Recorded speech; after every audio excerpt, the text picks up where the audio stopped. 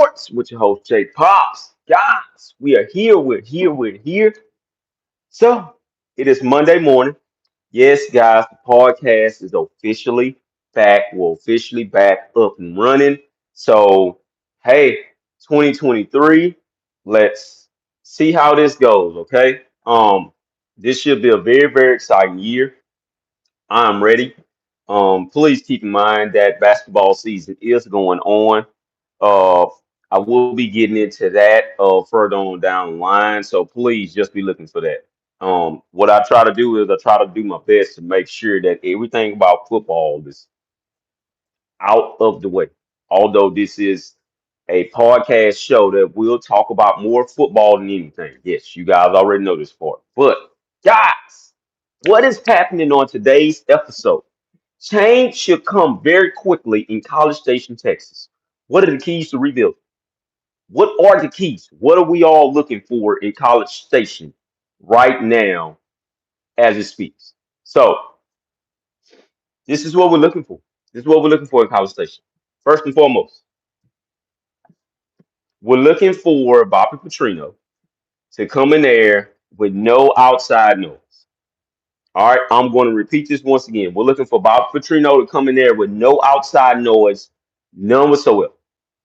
All of those things that I've heard everybody blast him about and stuff like that. And I don't think he'll be a good fit because of basically some things that happened about 10 years ago.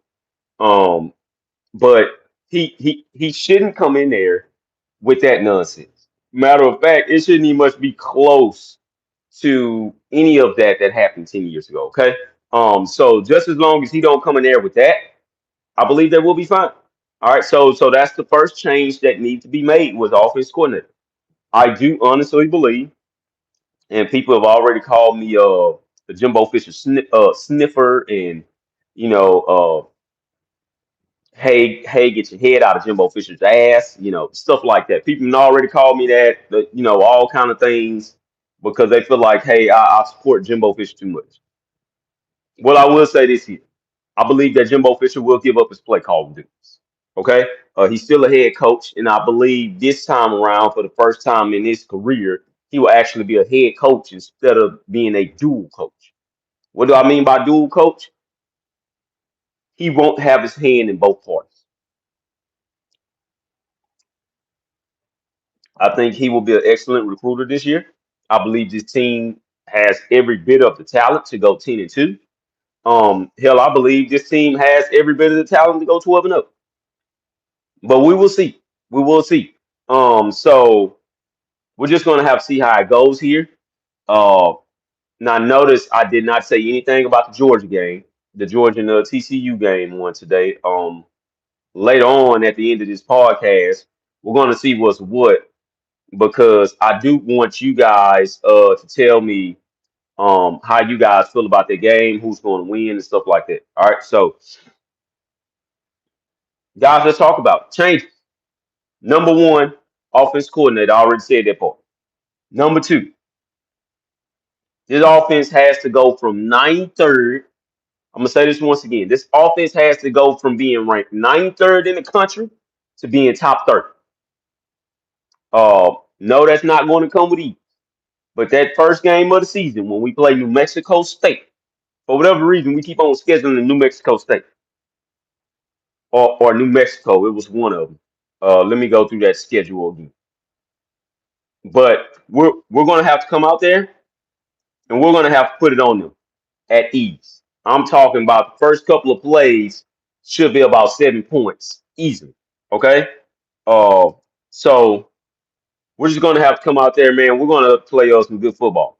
And leading up to the Miami game, which is the next following week, which is so crazy to me, this team needs to be ranked in the top 30.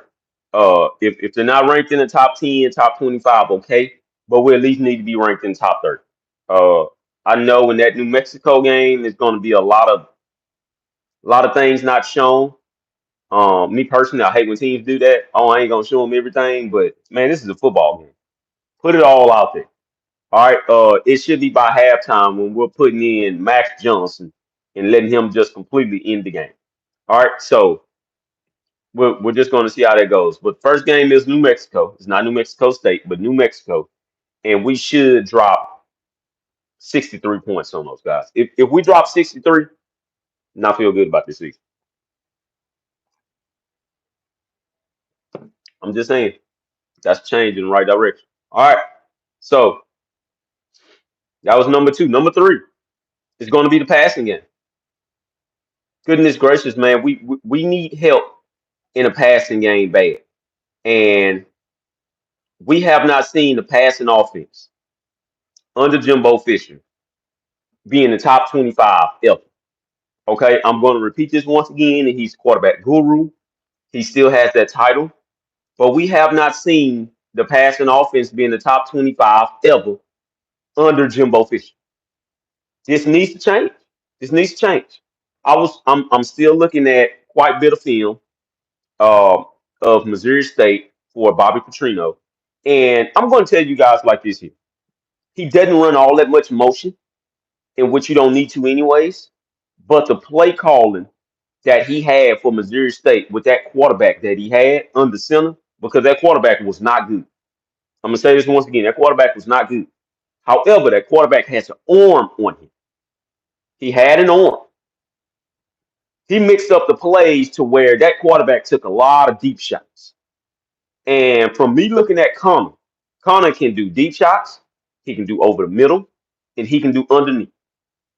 You mean to tell me that it's a lot of bitching and complaining about Bobby Petrino calling plays when I set up there, when I'm sitting up there and I'm looking at him work with a quarterback with really probably overall ranking is 50 something, and he's having him throw bombs all over the field. I looked at the Arkansas game. Although Arkansas defense was not good, he had that quarterback deliver the ball with some strikes to some receivers who probably overall ranking is 60 something. So I understand that that team was not good this year. I do understand it. However, for Bobby Petrino to be at the age that he's at and still know how to call plays is crazy to me because he's very creative still. He's still very creative. He does not run the same offense as Jimbo Fisher. People can stop thinking it. He has a couple of trick plays in his offense. He has a lot. So I am knowing why Jimbo Fisher went and got him. Also, I don't think Jimbo Fisher ever forgot that Bob Petrino dropped 60 something on him when he was at Louisville that year. Honestly, don't think that. Although that was some years ago, I honestly don't believe he ever forgot that. I like what I'm seeing. I think Bob Petrino can come in and turn this Texas A&M passing offense from being ranked at number 84 to at least number 28. It at least in the top 30. I'm gonna say it once again, at least in the top 30. He can get this offense up and rolling, passing wise, at least in the top 30. All right. So I honestly believe that. I think it will be very good. Um, Once again, we'll be ranked in 84, but only 18 passing touchdowns. Some of that came from Haynes, some of that came from Max, and some of this came from Connor at the end of the season. I believe Connor Wingman is the golden standard right now. He's proven every bit of it. But then again, they have Marcel Reed that is coming in as a freshman. He will not redshirt. Anybody who's thinking he redshirt, he will not redshirt because he can't right now. We don't have any other quarterbacks after Max Johnson at all. That's on scholarship. So Marcel Reed can redshirt it even if he wanted to. All right. So please believe that as well. But this offense passed for about 219.4 yards a game. You can do that, but if you aren't running the ball for at least 250 to 300 a game, you will not win the NCAA football game like that. However, I say that, and then they went out there and they blew out LSU. So, you know, hey, but once again, that does have to change. All right. Also, watching that Bob Petrino team at Missouri State, that guy with that team being that bad was like he was top 15 in the red zone. I'm gonna say it once again. He was top 15 in the red zone.